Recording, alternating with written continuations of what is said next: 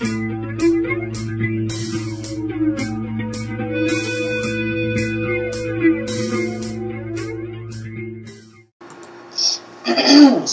to Edge of the Rabbit Hole. I am Mike Ricksecker, your host, along with my lovely co-hostess, Vanessa Hogel, and of course our chat shenanigator, Shauna, the beautiful Shauna, down in the chat room. And we have with us a fantastic guest who has been with us a few times before. That is Rob Gutro. He is he's a number of things. He's a paranormal investigator, a psychic medium, an author. He's done a lot of things. He's a pet rescuer as well. And Rob, it's great to have you back on the show. So, well, thanks, Mike and Vanessa. It's good to be back. Yeah, absolutely. We love that. Oh yeah, it's always a great time having Rob on the show. And Rob, I think we're doing a little something different with you today. I mean, a lot of times we have you on. We're talking, pets and communicating, with the spirits of pets. People have requested that of you quite a bit, but we're not going that direction this time because you are multi-talented. You have a lot of things going on, and so you are also a paranormal investigator and do a lot there out in Maryland. So I'm really looking forward to talking to you about all of this. Yeah, there's been a lot of investigations. I'm a team member of Inspired Ghost Tracking, which is based out of Hanover, Maryland, and they've been around since 2009, led by Margaret Ehrlich. And it's an open group, so they're always welcoming new members, and they take people to all these different historic places to do investigations, and some of them we're going to talk about tonight. Yeah, fantastic. I'm excited about that. Oh, you know what? And I forgot to do it again. Even though I had it all set up, you know what I forgot to do? Yeah, this is when he gets his, what do you call that, oh crap, does it begin with a P? What is it? Periscope. There we go. Yes. So, hello Periscope. We are now live on Edge of the Rabbit Hole on the YouTube channel. This is our simulcast. Boom. We'll set you up right there. And so I even have the little setup over here going on. This worked out last time. So. Now I'm telling you what you need to do, and I only know this because I just saw these at Five Below. But you know those clamp lights that you can get that you like clamp onto a table and it's a little spotlight like this little doohickey I got over here? Okay, yeah. I have those in phone and tablet clamp as well. And you can clamp it onto something and turn it any way you want, and that way you'd be able to have it up higher, Mike, you'd be able to see it better. It $5. I have one here. See that? See? The little hacks that we need to put into place just to make all of it work. I know, and I'm using. Usually, this is what I have. It's I put my books on it and display of book signings and all that. So, yeah, it's functional. I mean, I've got a screen set up over here for them, and then they actually see the interface as well on this screen. So. Thank you down there in Periscope world. Appreciate you guys joining tonight. See what I mean? How he leans down. Thank you, Periscope. Yeah, I have to lean down because it's down there. Oh my goodness. I'm excited about this. I apologize, Rob. It's been a long day. A long day cleaning kids' teeth. Yeah. So maybe a couple quick things. That are going on. We've released a lot of videos here lately on the Haunted Road Media channel. Thank you, all of you, for all of your comments and everything that you've done with that. Also, hoodies are now available at Spreadshirt. It's shop.spreadshirt.com/hauntedroadmedia, or you can go to the Haunted Road Media Facebook page and go ahead and get your hoodies there. A lot of you guys requested those, so make sure to get your hoodie. Of course, Ghosty's still available, hauntedroadmedia.com as well. So we want to make sure everybody knows where to get their hoodies, since a lot of you requested that. And also, a lot of people have also requested a Haunted Road Media author event, and so we are looking into doing that next year. I know Vanessa's like, make it June. That's my happy dance. That's your happy dance. So, we'll keep you up to date on that. Just keep your ear to the ground. We're going to have more updates on when that'll be, where that'll be. Mineral Springs Mall, Alton. We'll just say there. It's ratings in Don and David, or David and Donna. Really appreciate all their support. So it'll definitely be out there, and we'll get the dates, times, all that stuff worked out. So that is coming up. Hey, Mike, quick question on the hoodies. Is there a time limit on when those can be ordered? Because I can't do one now, but I want to have one to be able to wear when I'm in Ireland. Yeah, I mean, they're continuously available. So sometimes there's some deals and specials through Spreadshirt. Like last weekend, there was a free shipping special. So sometimes stuff like that pops up. But I don't ever really know when that is until like a day or two beforehand. And then it just kind of, and I have to check the site, and it has it in a little box here and shows me. So. Okay. Yeah. I just wanted to make sure that I wasn't going to run out of time. So, okay, awesome. Because I plan on advertising the fuck out of us when I'm over in Ireland. Awesome. One last thing, we'll get into Rob because we don't want to delay too much. No. One more thing is we're doing some revamp work on the Haunted Road Media website to be able to allow podcasts. So what we're using for our technology out there is not really going to allow that nicely. So the website needs some work anyway, so in the middle of revamping that so that it'll be another way to be able to listen to Edge of the Rabbit Hole and the Inside the Upside Down show as well. So be on the lookout for that too. So and Shauna's talking down below about her hoodie being lost. Unfortunately, there was some sort of mail mix-up or what have you, and her hoodie that I sent her did not. The mail carrier says it was delivered, but it wasn't at the door. So. And that happened to 2 of my books. Did it? Yeah. Ouch. Yeah. So I'm not really a fan of the USPS right now. Just saying. Yeah. None of us were there, so I can say that. But yeah, not a big cheerleader for them right now. All right. Well, now without further ado, Rob, let's start getting into your adventures, your investigations. So you do a lot out there with IGT. I love IGT. I've known Margaret Ehrlich. I just merged the whole thing together. You did a little bit. I did. I've known Margaret Ehrlich for a number of years now. Fantastic lady. The whole group out there is wonderful. So, and that's how I met you. It was on an investigation, not private residence, but you have a lot of other ones, historical ones out there that you've done. So, which one do you want to dive into first? I'll let you pick and choose. Gosh, I don't know. There are so many of them. I guess we could talk about the Montpelier Mansion. All right, Montpelier Mansion. So the Montpelier Mansion was in the Snowden family. The Snowdens were a very big family in Maryland, and there was a Snowden. One of the Snowdens was a governor, and that mansion had been in their family for a very long time. So, as with any mansion that's in a family a very long time, a lot of people get very attached to it and don't want to leave it, and such was the case. Let's see. So IGT was actually invited to go in there, and when we went in there, I had never been before, although it's local to me here in Maryland. I didn't know what to expect, and I didn't know anything about the history of it either. So, on the investigation was another medium, Troy, and Troy and I always seem to get the same things and feed off each other, and then we compare notes afterward. And such was the case in this particular house.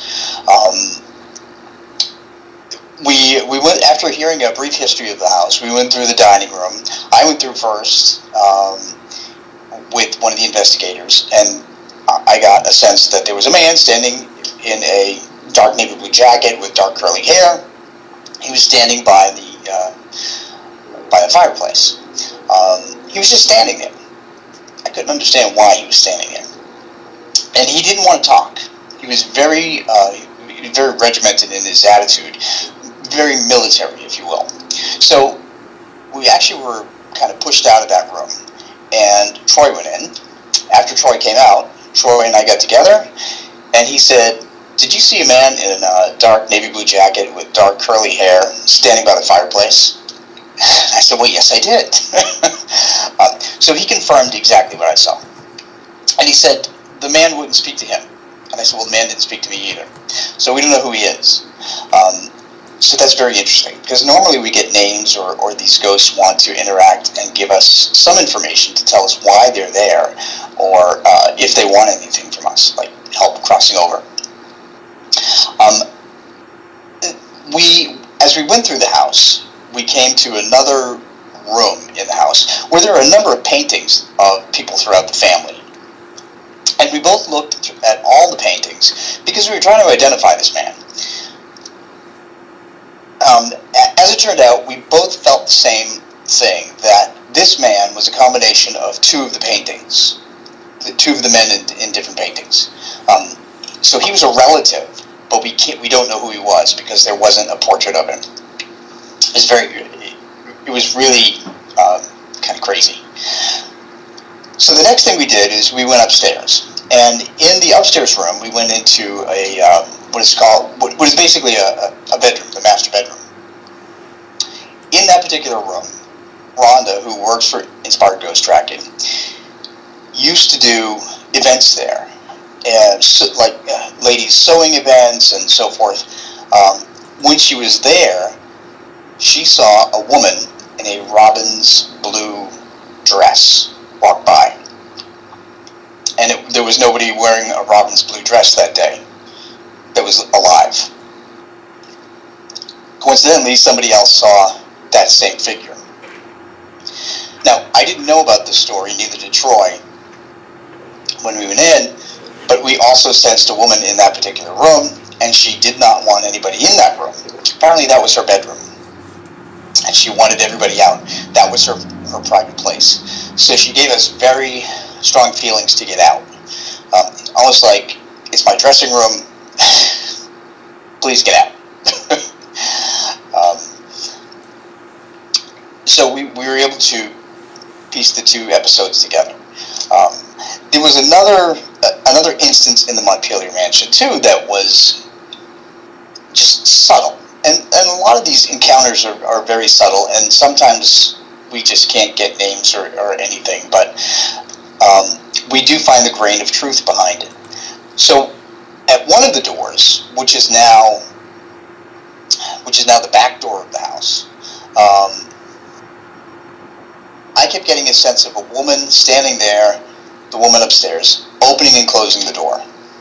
And I kept seeing horses and carriages go by. Now, I asked the docent if that was where horses and carriages used to go, and she said yes, but the doorways have been reversed over time. Right. So they said normally the horses and carriages would go to the front door. Well, that's not the front door anymore.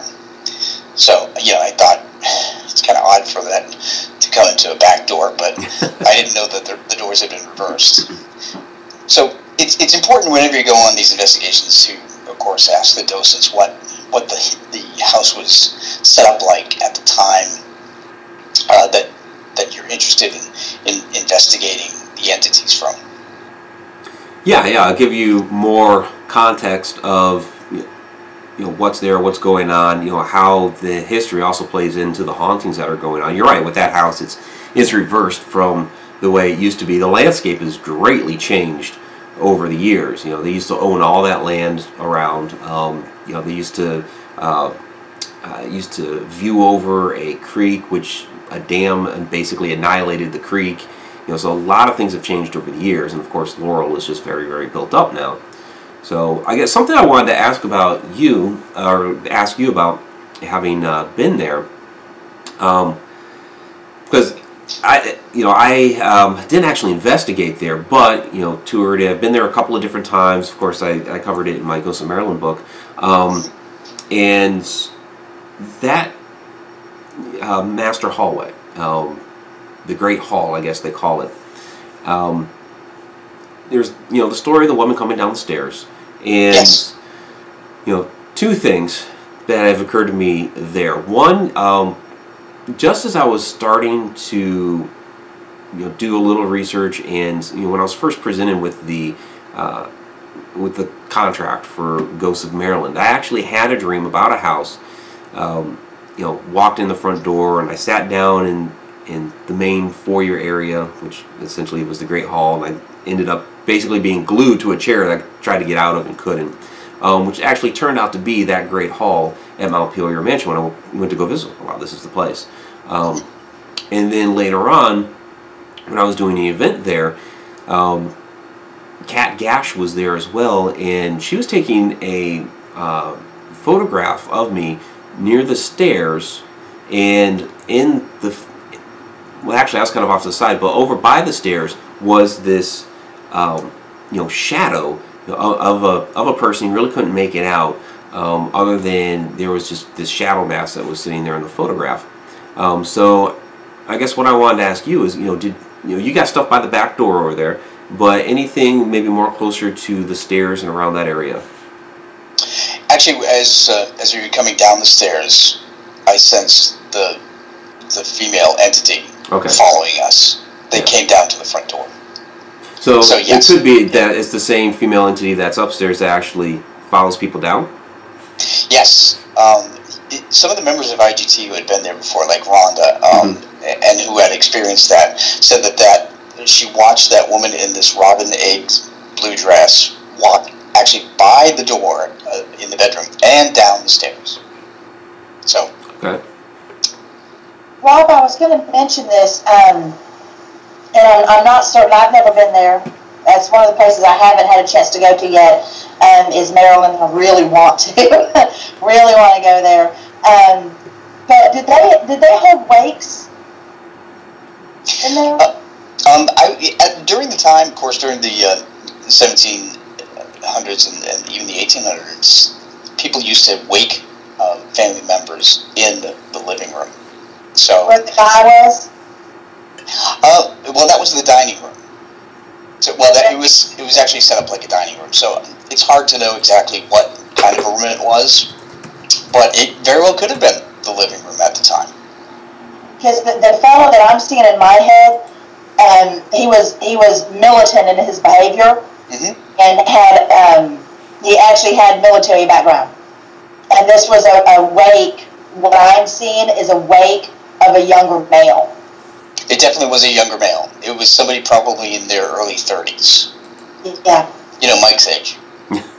Yeah, I'm not early 30s. I was just work with me, Mike. All right. You say I am. I'm not saying I'm right, but that when you said it and I didn't want to interrupt, that was the first thing that came. No, that makes perfect sense to me. Yeah. It would be interesting to know the history, even more so with any type of military or anything as well. Any members there that were military. To me, it feels like the reason that there was no painting of this particular gentleman was because there wasn't time to do one. That makes sense too. So there's pictures, there's paintings of gentlemen older than him and younger than him. Yes. But he was displaced by displaced from the family due to military obligations, and he was actually there at his wake. They did not bury him in his military uniform. So he was gone during the time they would have done a painting. That sounds absolutely right to me. Okay. Well, and something I have heard about those paintings there at Montpelier Mansion is that a lot of them are placeholders, that they're not necessarily who they are supposed to represent. At the time we went in, there were nameplates on some of them, so they were the Snowden family members. Okay. But it didn't seem complete to me. Yeah. Snowden? So, yes. Yeah. Interesting. Yeah, they're a big family. Yeah, the Snowdens owned a lot of that property out there. They have a number of different houses out there that are all purportedly haunted. Oakland's is another one, and what's the third one that's out there? Do you remember, Rob? Because they have like 3 of them. No, I can't remember off the top of my head. But yeah, this was the original main house. They owned all that land around there in Laurel, which eventually was split up between the different family members, and they built their own houses. And then over time, it just fell to the city. So, and I do know that the land extended all the way into what is called Columbia, Maryland today. So they had quite a bit of land. Oh yeah. And actually, there's a parkway named after the Snowden River Parkway. Yeah. Yeah. So they were tremendous landowners. Bless Sorry. you. Gesundheit. Thank you. Got the sniffles.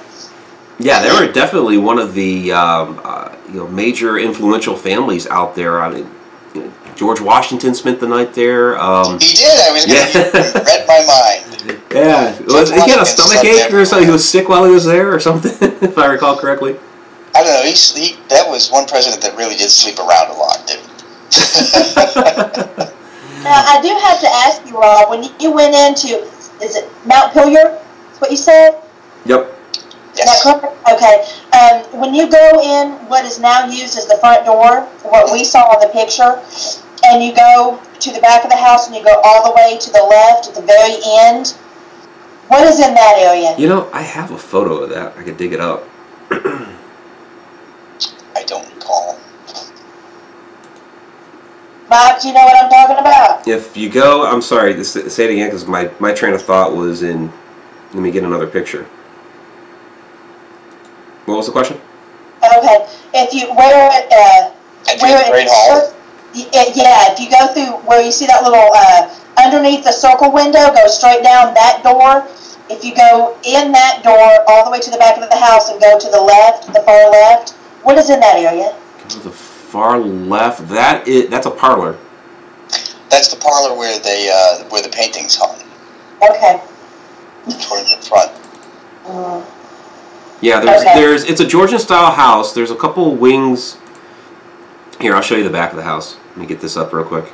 If this will pop in here. All right, once the software starts running, it works a little slow to get stuff up. But this is the back of the house.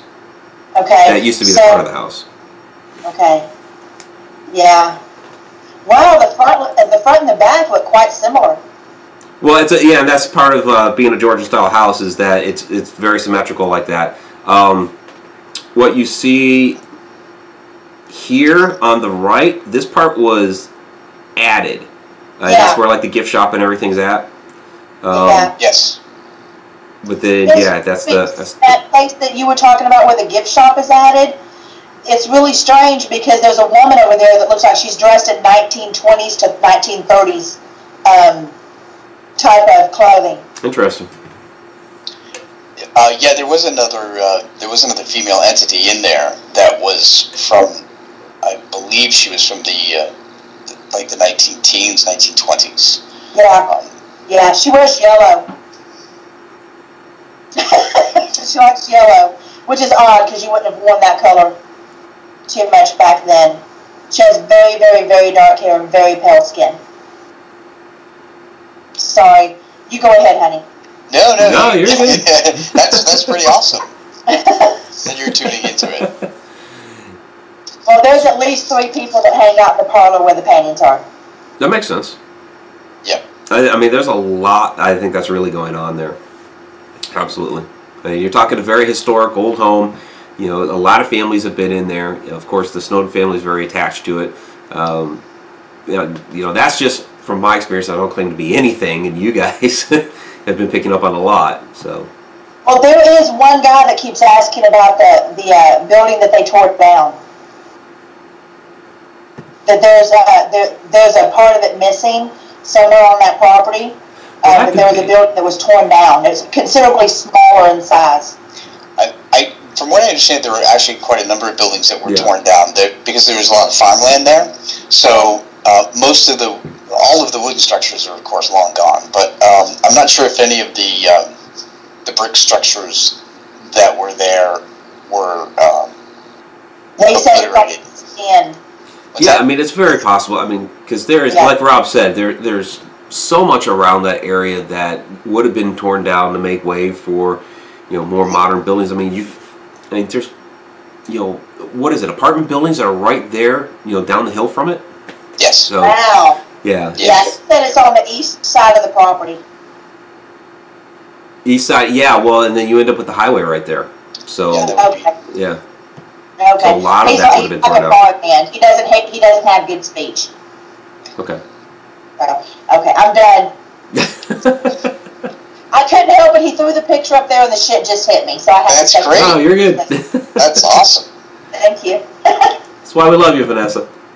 Oh, sorry. I'm all right now. All right, but tell us more about it. I'm interested. Please. Well, there are a couple of other hauntings that we could talk about. Yeah, you want to move on to another location? Yeah. There's a place that's not famous. I think I mentioned this to you before we were setting up. The Baltimore Book Escape. Okay. For people that live in the Federal Hill neighborhood, the Baltimore Book Escape has been a staple there for many, many years. Do you have a picture of that, Mike? I don't, actually. Okay. Well, it's online. So, Vanessa, if you go to Baltimore Book Escape, you can find a picture of it because it may help you tune in. Always. That was one of my very earliest investigations, and that happened back in 2010. I went into the Baltimore Book Escape upon invitation by the manager, who said that his staff had reported some really weird things happening. So, I'll give you a list of some of those. A couple of the staffers have reported that when they were renovating, they were painting one side of the Baltimore Book Escape, which consists now of two old row houses from the 1800s.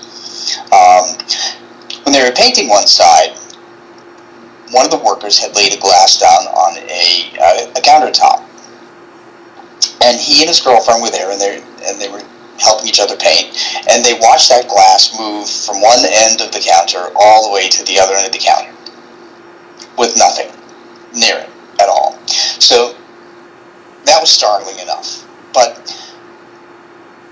they said when they were working and they were looking for books for people who would come in, they often would find the book that they were looking for on the floor, in the center of the floor, in the room where the book would be.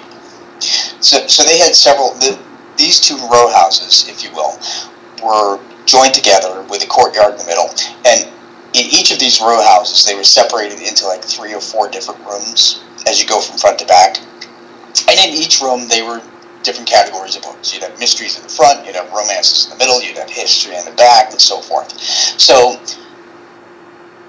the person that I interviewed when I went in said that often when he was looking for a book, it would be on the floor, in the middle of the floor. So someone was actually helping him. So they wanted to know who it was. So what we did is we went in with myself and another medium, Linda, who is now in Las Vegas, and the manager, Margaret Ehrlich, and we went through the upstairs first. We had K2 meters, which measured electromagnetic frequencies. We had thermometers. We had digital recorders, rather. Excuse me. And we had, of course, cameras. But we did not pick up anything on the first floor. It wasn't until we went into the basement. Were you able to find a picture? I was. I had questions, but I want you to finish first. Okay. Well, you can feel free to ask me questions before I get down to the bottom. There's a lot of liquor in that place. What's that? There's a lot of liquor in that place. So either at one point in time it was a pub or something along those lines, or there was just a lot of liquor flowing if anybody lived there. But all I can smell is very raw liquor. So not the best distilled, not almost homemade. It probably was homebrewed. Yeah. So was it a speakeasy at some point? No, it was actually 2 residences, and they stayed residences until it went retail. In, I think it was like the 1960s. Okay, but they could have been brewing something in their own home, of course. Yeah, so the right has violence in it, not the one on the left. Well, we were surprised who owned it, because one of the owners is actually the inhabitant. And he likes to dwell in the basement. So long story short, we went down. There were two basements because there are two separate row houses. We went down in the right basement, and actually this was an investigation where the Washington Post actually followed us. They had a videographer and they had a reporter, and Linda and I both got the name William at the same time, and we both sensed that he was in the corner. He was in the corner of the basement, and I kept getting the feeling that he was showing me ledgers where he was writing things down. He was very meticulous about keeping details. He made me feel like he was very regimented in his work. So we went with that for a time, and then he disappeared. So then we decided we were going to go into the other basement. So we had to go upstairs, and then we had to go back into the next basement, which basically was like a small hole to crawl down, and you had to crawl down a ladder. And I remember Linda wouldn't go down there because she was claustrophobic.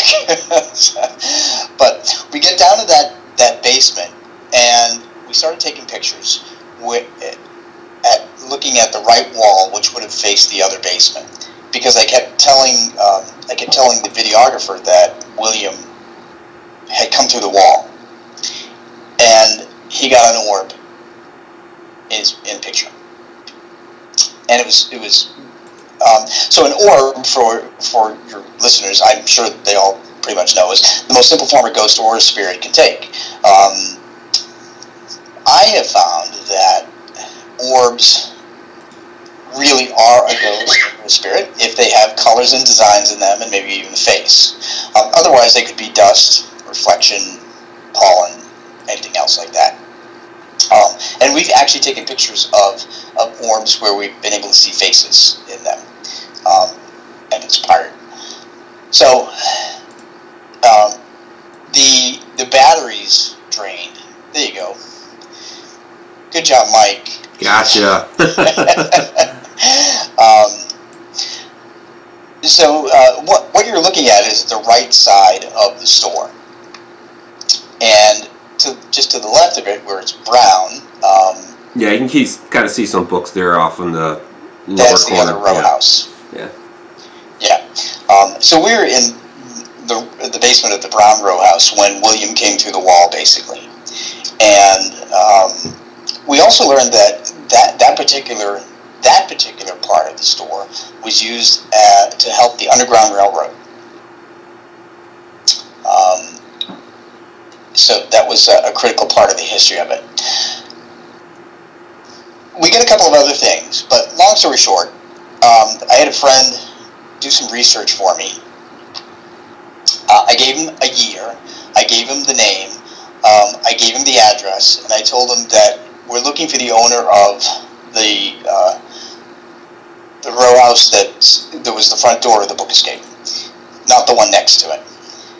So he was able to find out the person that owned that row house during that year was a gentleman named William Callahan, and he was a police officer in Baltimore. So he would fill out ledgers, and that's who he was. And so we figured out who he is. I don't know why he's still there,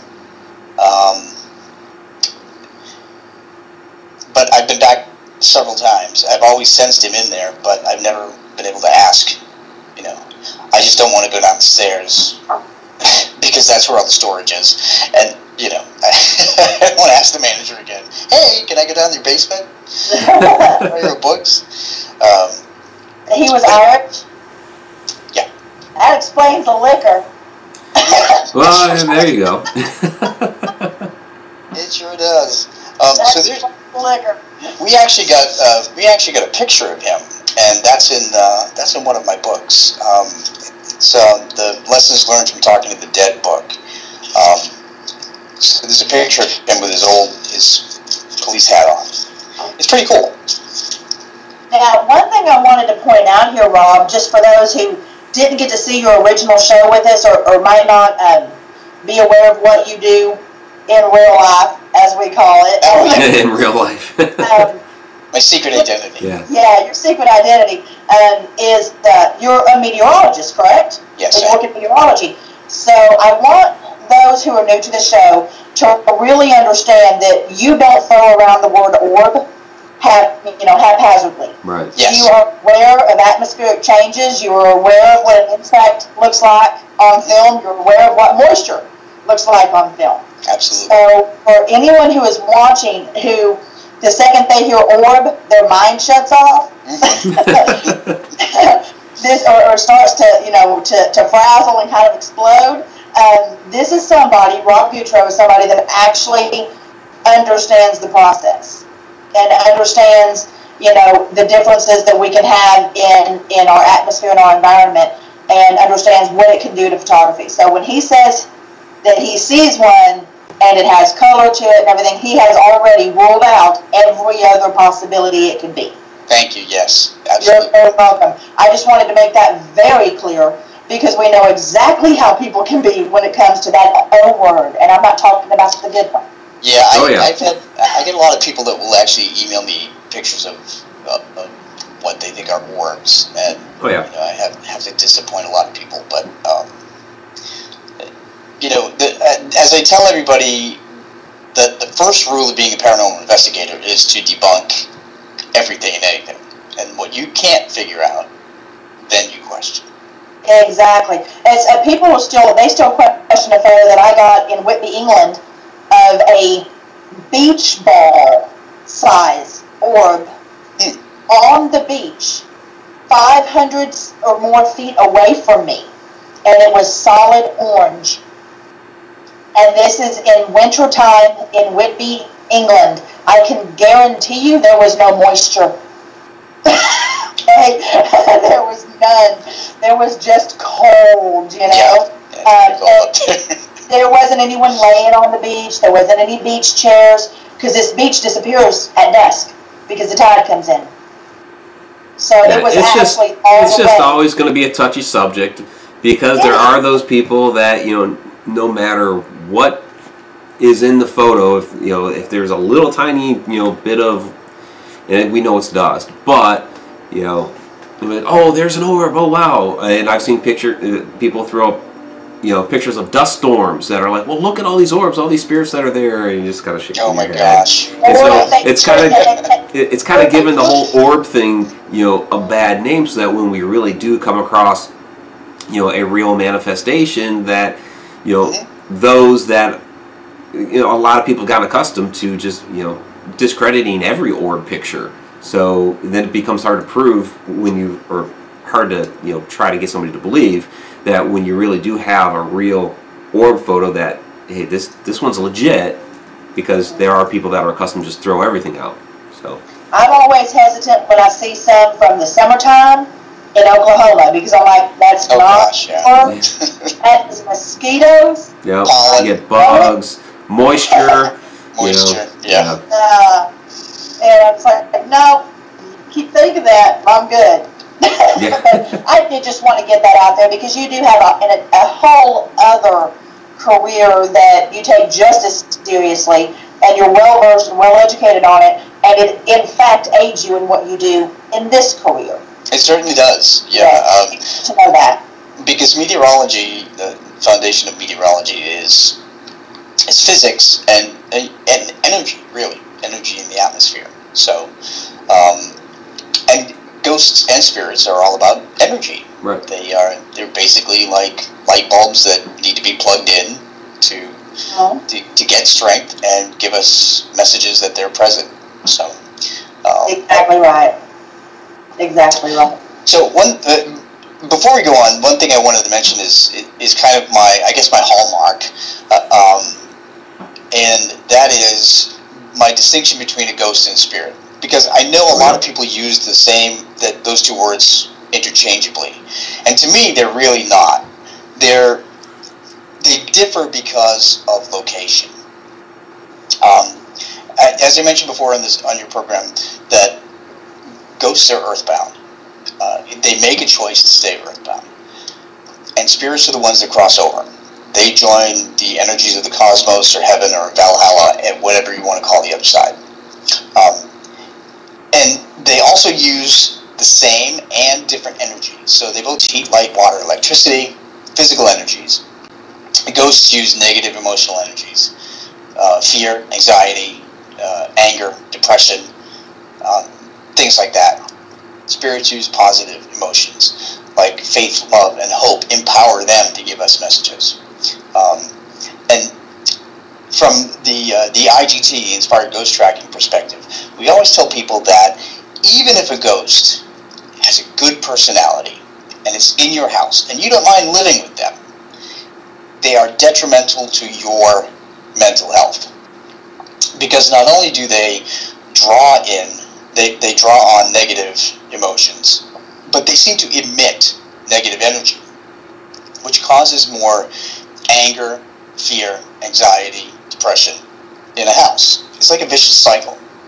So even if the ghost has a good personality and you don't want to help them cross over, the ghost is really going to cause you problems in your family. We do have a question from the chat room, since you're talking about different types of spirits. Fran would like to know about shadow people, energy-wise. What kind do they put out? Well, shadow people to me are basically either a ghost, an earthbound ghost, or a spirit that does not have enough energy to become a fully visible entity. It's all about energy. So just think about having that light bulb, and you only have enough energy to make it just glow slightly. If you were to give that light bulb a lot more energy, you would see it in its full brightness. That's what happens if a ghost or a spirit has enough energy to draw on. So, to me, shadow beings are just ghosts or spirits that don't have enough energy to be fully visible. Okay. Now, how common is it that you can be somebody like myself in a location where you can not only speak to and interact with what you would consider something that feeds off of negative, but at the same time also speak to and interact with one who feeds off the positive? I try to, well, they can be anywhere at any time, but I'm not saying it's easy. Yeah, it's not easy. I actually, if I'm attracted to one entity, I tend to focus on that. It's like being with a group of living people and 3 people are trying to talk to you. You have to focus on one and kind of ignore the others if you want to have a meaningful conversation. And that's what I do. Yeah. How do you work it? Depending on the spirit and or ghost, it's whichever one my soul kind of tells me that the message is of the most importance. Okay. Because you could have bullies in either realm who want to jump to the front of the line and say, no, it's my turn, when you've got one being real quiet over here in the corner that really needs to get something said. So, I mean, I can separate it, but at any given time, I can have both, one here and one here. Mm-hmm. So it's a little difficult, you know.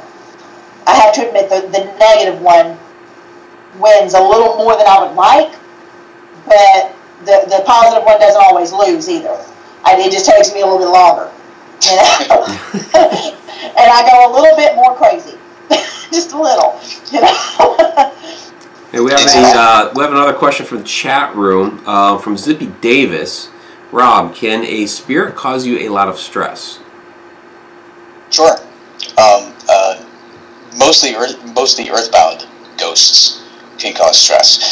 As I mentioned, they emanate negative emotional energy, and stress is certainly a negative emotional energy. Spirits, on the other hand, the ones that have crossed over, will not. They will make us feel peaceful. They'll make us feel calm. They'll make us feel loved and and safe. So that's the difference. Okay. Well, and you will be proud of me, Rob. I have done something that I did not think I was going to be able to do the last time we spoke. You went to the dentist? No, I'm just kidding. I have a dentist appointment. I don't want to go. Just be sweet and open your mouth. The negative attachment that I have, that I was having a lot of difficulty with, and what I wrote the first chapter in my last book about, I have actually been able to contain that so much better and allow the one of my grandmother that is much more positive, because she has, passed and come back, to remain the prominent one in my home. That even last night when I had friends come over, they could not believe the peacefulness of my home. Wow. That's nice. Awesome. And that is that has been a trying time. It has been for you, definitely. But I feel like I am winning. I have not won, but I'm getting there. Another question from the chat room. This is from Tammy Heitzman. Getting back onto the subject of orbs. Are colors significant with orbs? Do certain colors mean certain things? That's a good question. I have not been able to fathom that out, and the reason why is that I am colorblind. That'll do it. I don't think I knew that about you, Rob. Yeah. What's interesting, though, is that every now and then I'll see an aura around somebody, and I'll actually be able to identify the color. Do you see black and white, or is it just certain colors you have problems with? What kind of color blends? Certain colors. Certain Red, colors. Okay. green, brown. Okay. They have those glasses now. I normally wear glasses, so I don't want glasses on my glasses. True. I don't need help in the geek area. But imagine pizza that you can see that's proper, But no, that's I think maybe when it comes to the auras, maybe you feel them, because colors have feelings. They do. Yeah, absolutely. So I mean, it's something a lot of people don't realize. It goes back to that movie Mask, when the fella in it is trying to teach the blind girl about color, and he uses things that she can touch. And when you think of it in that context, it's absolutely true. Yeah, he was using different temperatures on the stones. That was really interesting. Yeah. Exactly. So I think maybe you just feel it, and that's why you're so accurate on it. That makes perfect sense to me. Really? I don't know. I'll find out when I'm dead. Okay, well, let me know, okay? All right. We have another question from the chat room. It's funny. It's like once somebody asked a question, the floodgates kind of opened and people started throwing questions out there. From Dawn, Spooky Spectacular. Question, Rob. Have you ever had an energy or spirit step into or pass through you? Oh, gosh, yes. I'm sure. Several times. In fact, I'm actually just finishing up my next book, which is, I'm calling it a medium's vacation in England, where everywhere I went, there was a ghost. Yeah. And in one particular instance, in the Hampton Court Palace, I stepped in a hallway, and I did not know anything about the hallway. As it turned out, that was the hallway that Queen Catherine found out that she was going to be beheaded for cheating on Henry VIII. Yeah. And she ran down that hallway screaming for Henry VIII to spare her life. Many people have seen her ghost run down that hallway. She ran right through me, and I got total chills. That was one instance. I've had several people walk through me. It's not a pleasant experience. Stayed for a bit? No, she just came and went. She was running, as she has been running. I'd run too. As we're getting closer to the end of the show, I didn't know if maybe you wanted to, talk a little bit about Belmont Manor, because I know you've been doing a lot of things there lately. I have been doing a lot. The Inspired Ghost Tracking Group has an agreement with Belmont Manor in Elk Ridge, Maryland, and we do talks once a month. To be honest with you, they usually let me do the talks. So I give about 6 different talks throughout the year. Okay. And it's always on a Tuesday night at 7:30. And the lectures are orchestrated through the Maryland Parks Department, the Howard County Parks Department, rather. And people can register online. The Belmont charges a small fee that goes to support the mansion, but it's all good. We also do every 6 months probably a investigation, a public investigation. So they allow the doors to be opened, and about 30 to 40 people come into these investigations, and they walk through different parts of the house, and they see if they get experiences. So there's a lot going on in there. Most of the ghosts that are in there, and there are quite a few, are benign.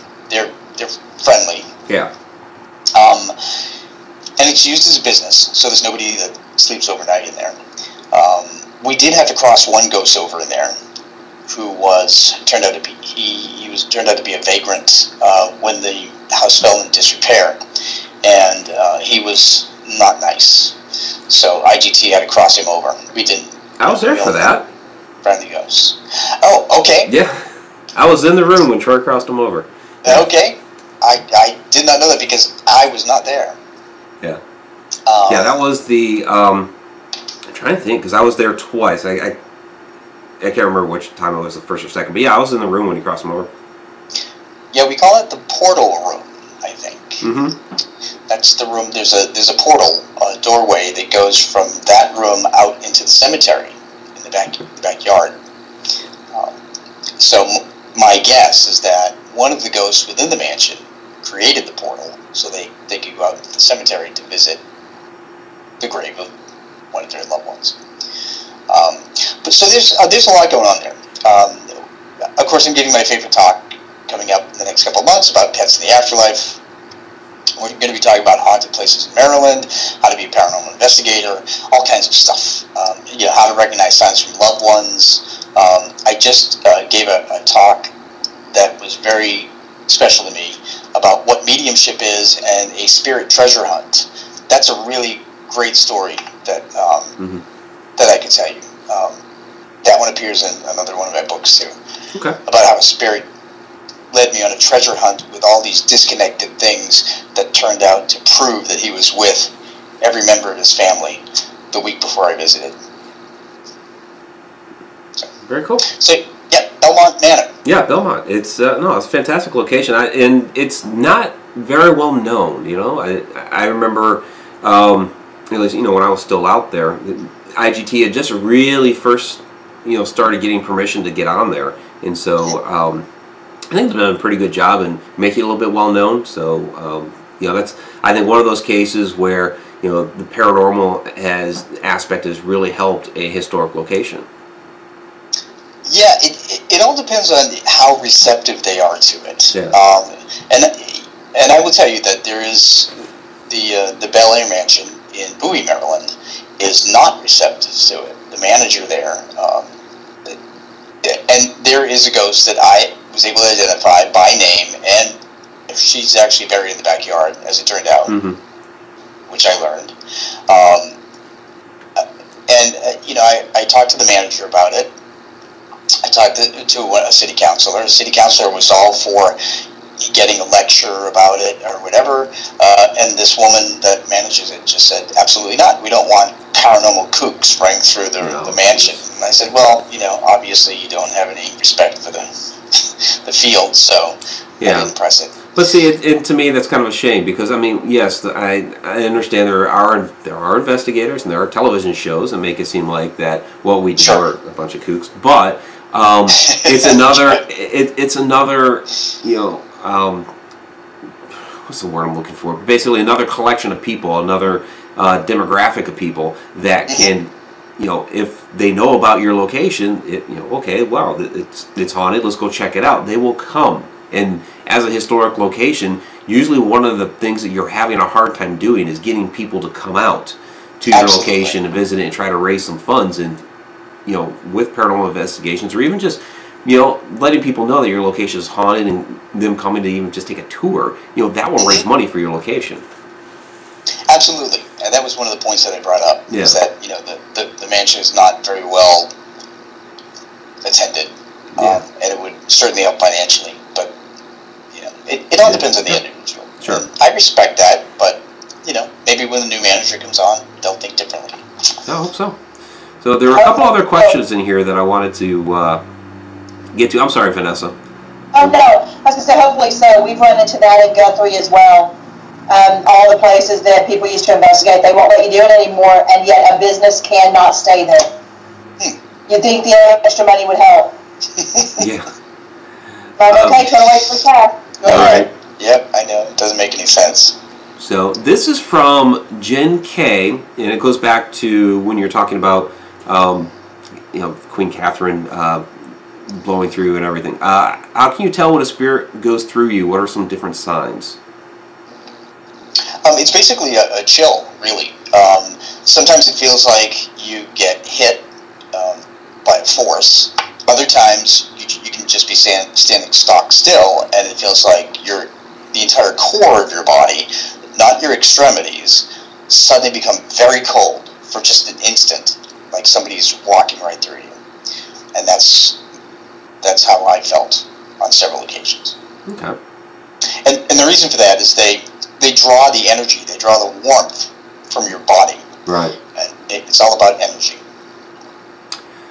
From Super Woody Boy, and we really haven't talked about it tonight because we were talking about something else with you this evening, but he would like to hear about your most significant animal experience. Oh boy, there's really not a lot of time to tell it, but I guess one of the most moving animal experiences is when I received a letter from a woman who didn't know how her spaniel died, and I got in touch with her spaniel, and he showed me that he was eating plants, and I told her that he basically ate something that poisoned him, and I sent her a list of poisonous plants to dogs from the ASPCA website. She confirmed that there were quite a few of them, and that he liked to eat plants. So she understood fine. Did we lose him? Oh. Yes. Okay. Yeah. That's so sad. I remember you telling us that. That just broke my heart. Yeah. So that was a tremendous. That was the most moving story, and a lesson to pet parents. Be aware that a lot of houseplants can be poisonous to your cats and dogs. Yeah. Absolutely. Yeah, I recall that story from you. I think you may have told that story back when we were still doing radio. So. Yeah, I think I did. It's in my Pets in the Afterlife 2 book, actually, and she graciously allowed me to use a picture of him. Such a sweet dog. That's good. So, we are now to the end of the show. Rob, you want to give a shout out for your books, let people know where to find you and all of that great stuff? Well, they can find me where they can find you, on Amazon.com. Sure enough. Mike and I both have pages on Amazon.com. So all you have to do is type in Gutro, and you'll find my 4 books. Looking forward to publishing A Medium's Vacation in England with Ghosts sometime in January or February. Okay, good. And I'll be. I'm actually going to be speaking at the Maryland Paranormal Conference in August 2018. Yeah, they keep. He keeps hitting me up too, and it always falls on like the wrong weekend. Yeah, I gave him your name. yeah, because he asked me this past summer, and I already had that weekend booked.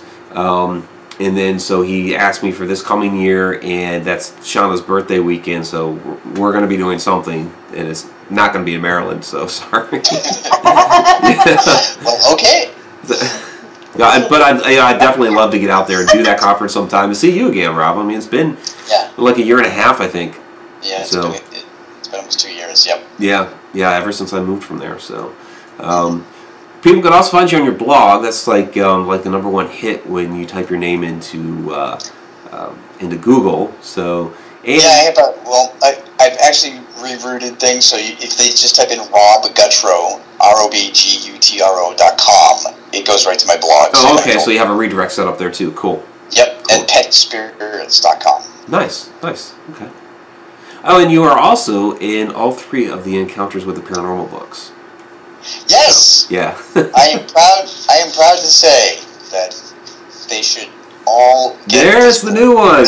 All right. And if that's the case, Rob, then if we do have something at Mineral Springs this summer, then that means that you might want to come and make an appearance, wouldn't you say? I would say so. Rob is part of the Haunted Road Media family for sure. So I would be honored. Fantastic. All right, let's do some quick shout-outs here before we go, and then we'll get to Inside the Upside Down after that. So yesterday was Diane Hilbert's birthday. Yes, so happy birthday, Diane Hilbert. That'll be number 1. And then, of course, Shauna, our chat shenanigator. Thank you, my love, for doing all your work down in the chat room. Andrew Cox, thank you very much for coming out here tonight. I know you had a little accident there earlier today with your truck. I'm glad all that worked out all right. Sean Gilmore, thank you very much for hanging out. Thank you for coming on Inside the Upside Down last week. Joanne Rubino, thanks for always for being in here. Dawn, Spooky Spectacular, Don Francisco, thank you very much. She was also in the most recent Encounters book.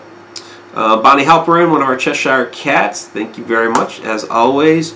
Charmy Charms, thanks again. Fran Molino, thank you for all your support, even out on other social media like Twitter and all that. Oh, I do need to thank our Periscope people. Hey, down there, thank you for all the hearts. Really do appreciate it. You guys on YouTube can't see right now because I have the chat screen up, but yeah. I know, it's funny. So let me get it back on the main screen. I was basically like, hey, how's it going? Thank you for all the hearts down there. I think Tom McNicholas is down in there. Lynn's White, thank you very much. So they're down on the Periscope, and anybody else that was hanging out down on Periscope tonight. So it's crazy, I know. Donna Gordon, another one of our Cheshire Cats, thank you very much for hanging out tonight. Andrew Cubbage, Cushing, Oklahoma, thanks, buddy. Tammy Heisman, thanks for the questions. Who else do we have in here? X-Group Home Kid, thank you as always. Joe Chandler, thanks for joining us tonight. Who else did we have? We had quite a few people. There are some new faces in here too. Jen K, thanks for the questions tonight. Brian Rose, thank you very much. Zippy Davis, as always. You know, Zippy is always the first person to comment on any video that we publish. He's like, boom, right on it. Who else did we? Zippy. He's Zippy. Zippy is Zippy. That is for sure. There you go. Yeah. So, and we had Lynn's White, of course. The Andrews are in there. Tammy Heitzman did put a comment in there saying what a wonderful help you were, Rob, with the passing of her animal and actually confirming that the body was shutting down due to age and not disease, and that it gave her a lot of peace. I wanted to make sure that you knew that if you couldn't see it. Thank you. That's very kind. Thank you. You're very welcome. Nice. Very nice. Carrie Parrish, thank you, as always. And see, we had... And that might be... I'm going to scroll back down and see if anybody else popped in there. If I missed you, of course, I apologize, but there's a lot of people in the chat, and I have to scroll up a long way to try to find other names. So, all right, I think that is about... Oh, Shannon Maitland, thank you. And anybody else, throw it in there really quick because we're about to sign off. All the dead people by you both. Don't forget to mention all that. Yeah, Kiminator, thank you. And Ether Shadow, see, now as I say something, the names are popping in there, so awesome. I like that, Kiminator. You know, I've always liked Ether Shadow's name. That's always been a cool name, too. And Bethany Warner, there we go. Thank you, Bethany. And there is Diane as well. So we already said happy birthday. Happy birthday again. All right, Rob, thank you very much for coming out tonight. Really do appreciate it. And hope to have you back again soon. Always so much to talk about with you. My pleasure. Thank you both for having me back. And keep June clear. Okay. Yeah, we don't have the exact date yet, but we're looking at June. Okay, sounds good.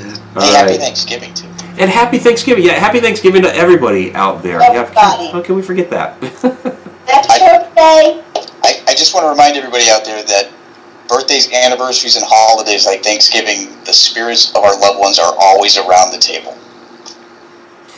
This is true. And my grandmother was actually born on Thanksgiving. It was the story is that my great grandmother served Thanksgiving dinner, cooked the whole meal, served it, and then went upstairs to have my grandmother.